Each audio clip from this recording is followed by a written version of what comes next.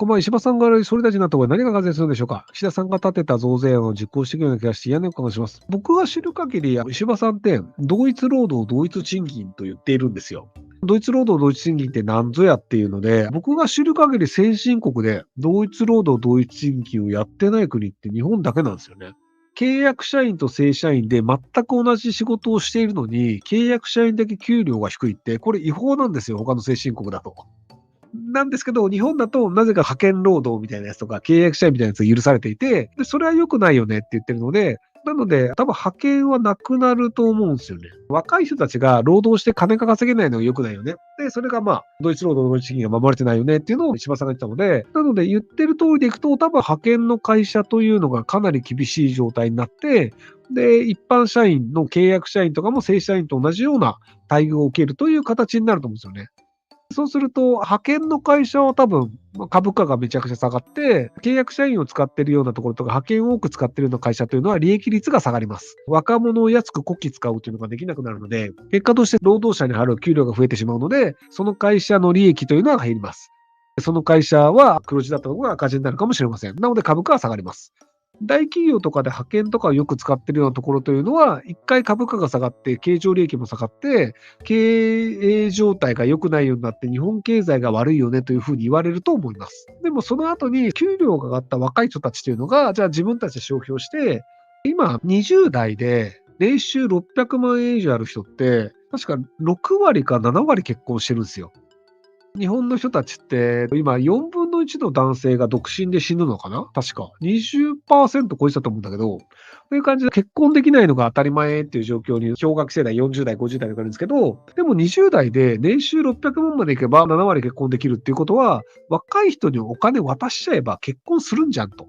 で、結婚した人の子供を産む人数というのは、昭和の時代からあんまり変わってないんですよ。たまに子供5人いますみたいな人も、今でもいるんですけど、昔はもっと多かったかもしれないですけど、とはいえ結婚したら子供を産む人数あんまり変わってないので、結婚さえさせちゃえば、割と子供は産むんですよ。若い人たちにお金を配ります。若い人たちがお金を持ってるから結婚します。で、結婚してる男女が同じ部屋で生活してたら、大体子供生まれるんですよ。で、その子供が育ってきますので、そうすると、日本がなぜ景気が悪いのか。わかりやすいのが少子化。人口が減っている国というのは、経済規模がどんどん小さくなるので、結果として経済がどんどん縮小していくので、海外からも投資もされないし、人口がどんどん減っていくんだったら、この国に投資してもしょうがないよねっていうのだし、人口が減っていくということは基本的には売り上げも減っていくので、研究開発もないし、給料も上がらないよねってなるので、若い人たちに金を使わせることによって人口が増えるよねっていう形が作れると、20代が子供を産みました。で、20代が子供を産んで、20年後にその子たちが社会に出るので、多分その経済が良くなるのは10年とか20年とかっていう長いスパンになるかもしれないんですけど、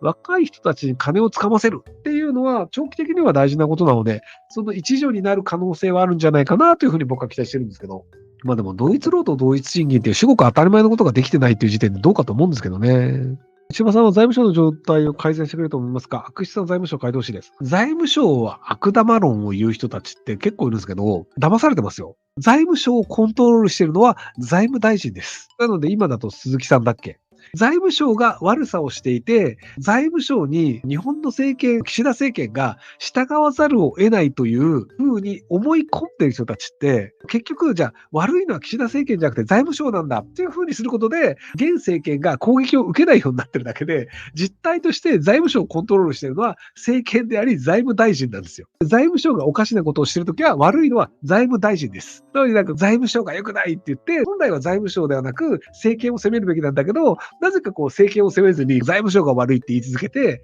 で、財務省が悪いって言い続けて、もうじゃあどうやって変えるんですか？財務省を変えるのは誰ですか？それ財務大臣なんですよ。なので、財務大臣がじゃあ変えればいいじゃん。で、財務大臣が変えてないのであれば、財務大臣が悪いよねって話なんですよ。で、じゃあ財務大臣が変えられないのであれば、それはじゃあ法律を作って財務省を変えるというのができるので、そうすると政権だったり、その法律を作らない、仮にその法律を作ったとして反対しているのであれば、それは野党のせいだよねって話なので、財務省をどう使うかというのは政治家がやるべきなので、で、それが使えないんだったら使えるように人事をバンバン切るっていうのは財務大臣ができるし、じゃあ変えるために法律が足りないんだったら法律を国会で作ればいいって話なので、財務省が悪いって言ってる人で、まともに理論的に話してる人、僕、聞いたことないんですよ。財務省、カタカナの財務で書く人たちとかツイッターちょこちょこいるんですけど、一人でも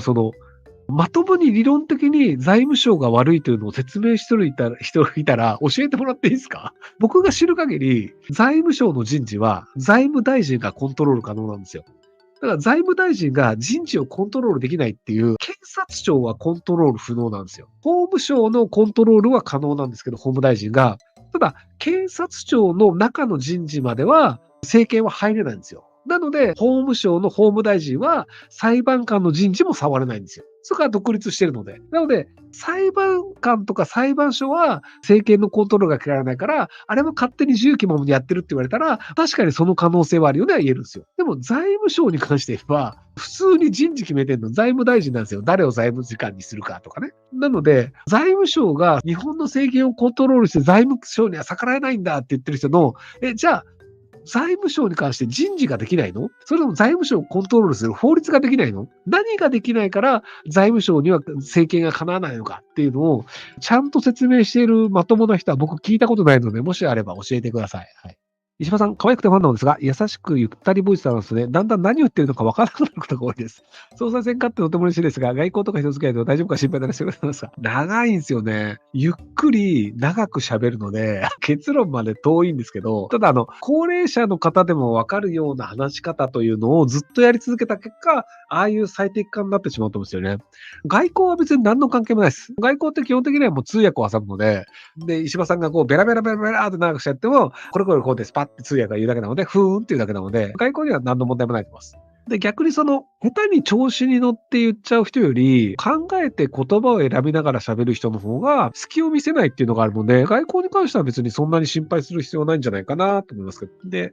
やっぱりあのタイプの喋り方って、キャラとして結構強みがあって、僕みたいなベラベラ喋るタイプの人って、他のベラベラ喋るタイプの人と、ぶつけ合いになることがあるんですよ。ベラベラベラベラって言った時に、じゃあ他の人がまた早口でベラベラベラって入ってくるのがあって、ただ、石破さんタイプのゆっくりした人が喋り出すと、みんなその話を聞かなければならないという空気感になるんですよ。間があったら突っ込んでもいいよねっていうタイプの、早口の人はお互いに間があったら突っ込むっていう喋り方をするんですけど、でも石破さんタイプの人とかでゆっくり喋る人になると、この人のターンが終わるまで待とうっていうのがあって、全体の空気感と雰囲気が作れて、自分の言いたい主張ができるっていうのがやれたりするんですよ。議論になると、実はあのタイプって、その空気が作れるのに強いんですよね。なので、菅三淳さんっていう方が朝まで生テレビとかに昔出てたと思うんですけど、で、あの人もすごく声が良くて、ゆっくり喋るんですよ。で、最近で言うと、成田悠介さん。成田さんもみんながこう早口で喋る中で、低いいい声で、ボソボソって喋り出して、で、成田さんが喋り出したら、じゃあなんか聞かなきゃいけないよねって空気になって、成田さんが言い終わるまでずっと聞くっていう。成田さんはいい声で見た目も面白いっていうのもあるので。やっぱね、声って結構ね、人にとって大事なんですよね。戦場カメラマンの渡部さんも同じですね。低い声でゆっくり喋るっていう。あのタイプの人はね、討論の内容で勝つっていうのは、あるんですけど、フェイスと空気感で勝つっていうのができるので、ああいうスキルがある人は結構強いですよね。石破さんにとって頼むからどっちが外交やりやすいですか？日本経済の動向予想も知りたいです。いや、断然ハリスさんですね。トランプ大統領はやりやすいかどうかとは別にして、行動が読めないというのが強さなんですよ。ムカついたから中国との貿易条件変えてやるぜとか、イスラム教徒はアメリカ入れねえとかっていうのを突然やり出すんですよ。普通そんなことしないよねっていうのをやっちゃう人なので、なので行動が読めないので結構バタバタすると思うんです。ただ、めちゃくちゃ仲良くなると、仲のいい人に対しては割と親切にしてくれるっていう行動パターンがあると思うので、なので安倍さんはめちゃくちゃ仲良くなるっていうので、懐に入って、割と蜜月を作ったっていうので、確か安倍首相とトランプさんがゴルフかなんかをやってて、で、トランプさんが歩いてて、安倍首相がこけたかなんかして、遅れた時に、こけた後にこうなんか立ち上がって、すげえ小走りでトランプさんのところに走って追いつくみたいな映像が確かあったんですよ。トランプさんに好かれなきゃいけないっていうので、普通だったら同じ大統領同士、どちらかがこけたら反対側が大丈夫ですかって言って目をかけるべきなんですよ。で、トランプさんって他人のこと興味ないから、安倍さんこけても知りもしないんですよ。で、ずんずん言ってて、トランプさんに気を使わせてはいけないと思って、安倍さんは立ち上がって小走りで行くので、多分ね、トランプさんね、安倍さんが倒れたことに気づいてもいないんですよ。っていうぐらいの一生懸命頑張ってる感っていうので、なんとか好かれるように頑張った結果、割とトランプさんと安倍さんっていうのはトラブルがそんななかったっていうのがあったので、なので、そういう意味で安倍さんはね、結構外交頑張ってたよねっていうので、評価できる部分もあるんですけど、あんまり評価してない人もいるんですよね。石破さんの金融所得課税強化について解説お願いします。僕が知る限り、金融所得課税とは石破さんは言っていません。反石破さんの人が所得課税されるんだ、されるんだって言ってるのは見たんですけど、今のところ石破さんが金融所得課税強化すると言ってるのは僕見たことないので、もし本当にあるんだったらちょっと